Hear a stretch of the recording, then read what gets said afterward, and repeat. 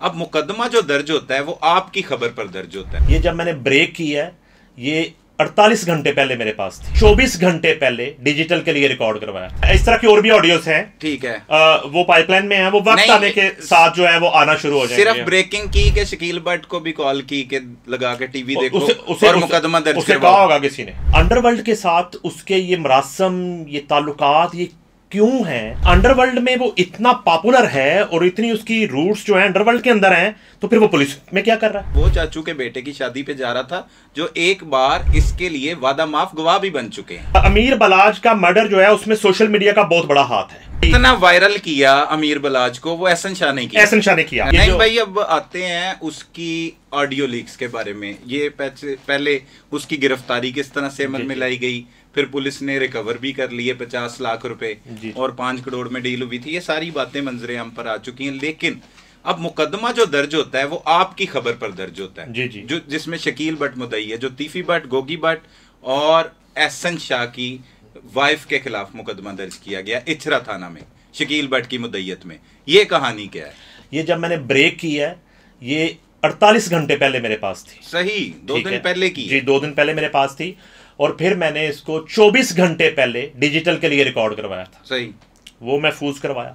तो जाहिर है वो हल्की हल्की जो सोशल मीडिया पे शुरू हुई थी कि ऑडियो कोई आ गई, ऑडियो कोई आ गई, तो जाहिर बात है जब मैंने वो प्रोग्राम रिकॉर्ड करवाया होगा, उसको कुछ कैमरामैन दोस्तों ने रिकॉर्ड किया होगा, फिर वो एडिटिंग में गया होगा, एनएलई ने किया होगा, तो कहीं ना कहीं जो है ना वो सलमान कुरैशी साहब के सोर्सेज बैठे होंगे, तो कहीं ना कहीं से वो निकल गई। मुझे अंदाजा हो गया कि मैं जैसी स्टोरी करके निकला हूं तो फेसबुक पे इस तरह के जो है ना वो स्टेटस आना शुरू हो गए। लेकिन मैंने फिर भी, चूंकि एक मैंने उसको अपने जहन के मुताबिक डिजाइन किया था कि जंगल में मोर नाचा किसने देखा, मैं रात को नहीं करूंगा इसको, सही, मैं सुबह को पहले अपने चैनल पे करूंगा, मेरी प्रायोरिटी चूंकि चैनल है।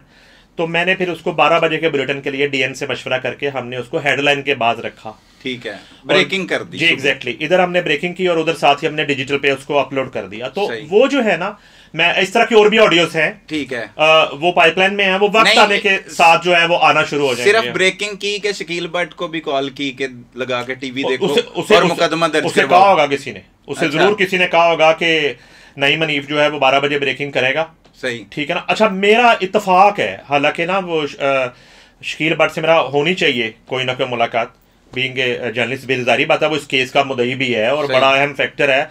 और मैं तो शकील भट्ट से किसी वक्त ये इंटरव्यू करना चाहता हूँ कि वो मसलन अंडरवर्ल्ड के साथ उसके ये मरासम, ये ताल्लुकात, ये क्यों हैं, किस वजह से हैं, और अगर अंडरवर्ल्ड में वो इतना पॉपुलर है और इतनी उसकी रूट्स जो है अंडरवर्ल्ड के अंदर हैं, तो फिर वो पुलिस में क्या कर रहा है? बिल्कुल ऐसे ही। वे दोनों तरफ जो है शकील भट्ट बिल्कुल आपको बड़ा एक इक्वल चलता हुआ दिखाई देता है। बिल्कुल। और उसका शकील भट्ट जो किरदार जो जितना मैं उसको समझ रहा हूँ, वो बड़ा उसका असर और रसूख है।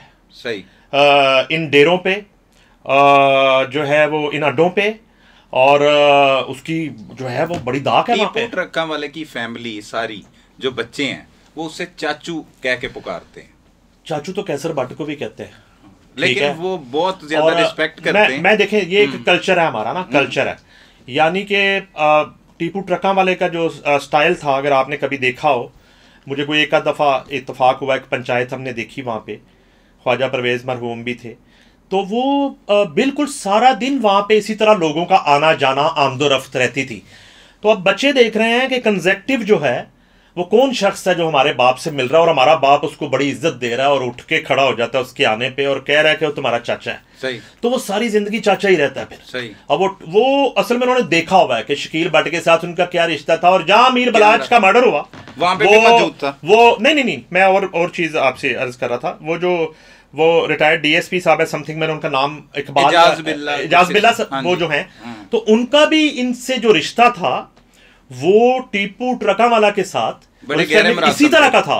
और अमीर बलाज अपने उस यानी कि चाचू के बेटे की शादी पे जा रहा था, चाचू के बेटे की, लेकिन वो चाचू के बेटे की शादी पे जा रहा था जो एक बार इसके लिए वादा माफ गवाह भी बन चुके हैं। वो जब फायरिंग करवाई थी तीफी भट्ट के घर के बाहर, उसमें मैं बताता हूँ, उसमें मैं बताता हूँ, उसमें ये गिरफ्तार भी हुआ था। उसमें जो है ना, उसमें ये हुआ था कि वो इमरान नाम है उनके बड़े बेटे का, इमरान से बलाज की बड़ी दोस्ती थी, और पार्क व्यू में ही वो शादी हुई थी और पार्क व्यू में उनका घर था। तो बालाज जो है वो अक्सर जो है ना अब चूंकि ना अमीर बालाज को आप अगर थोड़ा सा हम चूंकि डिजिटल मीडिया प्लेटफॉर्म पे कर रहे हैं, तो मेरी ऑब्जर्वेशन और मेरी इस हवाले से राय ये है कि अमीर बालाज का मर्डर जो है उसमें सोशल मीडिया का बहुत बड़ा हाथ है। ठीक है, दुरुस्त बात। ठीक है, ये जो आप रियाया में जाके वो टिकटॉक बना रहे थे और उसमें एहसन शाह का बहुत बड़ा हाथ है। एहसन शाह एक ब्रांड है, पता नहीं हम ब्रांड का नाम ले सकते हैं नहीं प्रोग्राम में, फेज 6 में खाने का ब्रांड है, सही, बड़ा ब्रांड है, उसके ऊपर जो है अमीर बालाज का डेरा था। फेज 6 में उसका घर बन रहा था जो अब कंप्लीट हुआ, सही, उसके मरने के बाद अमीर मसहब उसको कंप्लीट कर रहा।